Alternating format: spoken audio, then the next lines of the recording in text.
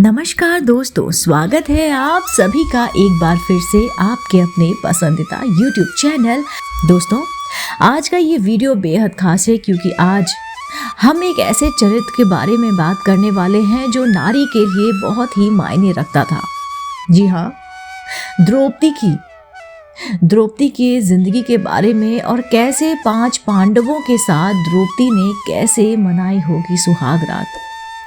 चलिए कहानी शुरू करते हैं। दोस्तों, कहानी शुरू करने से पहले मैं आप सभी से जानना चाहती हूँ कि क्या आपने मेरे चैनल पर, अगर आप नए हैं तो आप मेरे चैनल आध्यात्मिक कहानियों को तुरंत से सब्सक्राइब कर लीजिए, क्योंकि ऐसे ही धार्मिक पौराणिक कहानी कथाएं हम अपने चैनल द्वारा आप तक साझा करते हैं।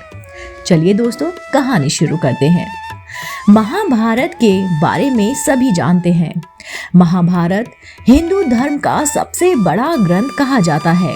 महाभारत सिर्फ कौरवों और पांडवों के युद्ध के लिए प्रसिद्ध नहीं है, बल्कि महाभारत अपने अंदर कई सारे ऐसे रहस्य समेटे हुए हैं जिसके बारे में लोग जानना चाहते हैं।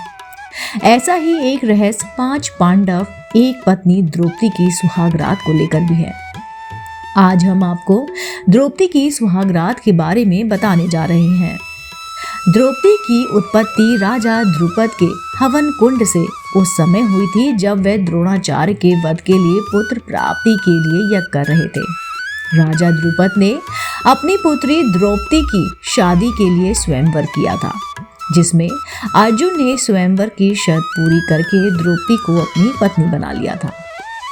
अर्जुन ने जिस समय द्रौपदी को अपनी पत्नी बनाया था, उस समय 5 पांडव भाई अपनी पहचान छिपाकर अपनी मां कुंती के साथ ब्राह्मण वेश में रहा करते थे और भिक्षा मांगकर अपना जीवन यापन करते रहते थे। अर्जुन पत्नी द्रौपदी को लेकर अपने घर पर आए थे। उन्होंने दरवाजे पर खड़े होकर मां कुंती से कहा कि देखो, हम लोग आपके लिए क्या लेकर आए हैं। लेकिन काम में व्यस्त होने की वजह से मां कुंती ने बिना देखे ही कह दिया, 5 भाई मिलकर आपस में उपभोग करो। कुंती सहित 5 पांडव भाई बहुत ही सत्यवादी थे और अपनी मां के मुंह से निकली हर बात को एक आदेश की तरह पालन किया करते थे। वो उसे अपना धर्म समझते थे और इस तरह से अपनी मां की ये बात सुनकर गहरी सोच में पड़ गए।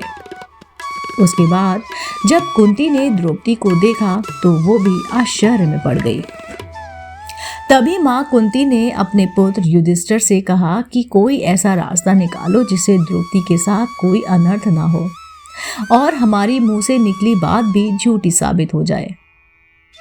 लेकिन जब किसी भी तरह से इस समस्या का रास्ता नहीं निकला तो राजा द्रुपद भी काफी परेशान हो गए और उन्होंने भगवान कृष्ण को महर्षि व्यास जी से कहा कि धर्म के विपरीत किसी स्त्री के 5 पति की बात तो नहीं हो सकती है। तब महर्षि व्यास बताते हैं कि द्रौपदी को पूर्व जन्म में ही भगवान शंकर ने ऐसा ही वरदान मिला था कि इस तरह से द्रुपद अपनी बेटी को 5 पांडव से शादी कर देते हैं। इस तरह कुंती की एक एक करके 5 पांडवों से शादी करा दी जाती है। आपको बता दें कि सबसे पहले द्रौपदी का विवाह युधिष्ठिर के साथ हुआ था। उस रात द्रौपदी युधिष्ठिर के साथ अपनी पत्नी धर्म निभाई। दूसरे दिन द्रौपदी का विवाह भीम के साथ हुआ था और उस रात उन दोनों ने सुहाग रात मनाई और इसी तरह से बाकी भाइयों ने शादी की और अपनी अपनी सुहाग रात मनाई। अब आप सोच रहे होंगे कि द्रौपदी ने अपने 5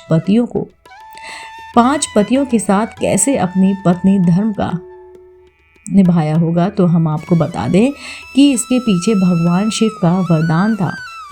भगवान शिव जानते थे कि कोई भी स्त्री 5 पतियों के साथ कैसे अपनी धर्म को निभा सकती है, इसलिए उन्होंने द्रौपदी को यह वरदान दिया था कि वह प्रतिदिन कन्या भाव को प्राप्त हो जाए। और इसी वजह से द्रौपदी ने अपने पत्नी धर्म को निभाया। इस तरह द्रौपदी ने एक एक करके अपने पति धर्म को मनाया। लेकिन क्या आप जानते हैं कि द्रौपदी सबसे ज्यादा प्यार किससे करती थी? नहीं तो चलिए हम आपको बताते हैं। द्रौपदी सबसे ज्यादा प्यार अर्जुन से किया करती थी। अर्जुन के साथ ही द्रौपदी का स्वयंवर सबसे पहले राजा द्रौपद के घर हुआ था। द्रौपदी के इसी प्रेम की वजह से वो स्वर्ग जाते जाते आधे रास्ते में सबसे पहले मर गई थी, क्योंकि वो पांचों पांडवों को समान प्रेम नहीं करती थी।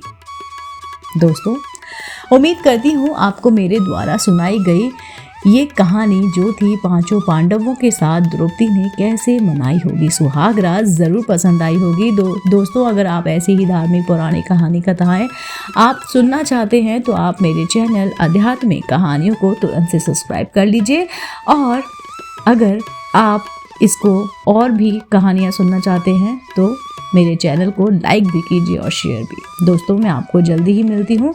आप देख रहे थे आपका अपना पसंदीदा यूट्यूब चैनल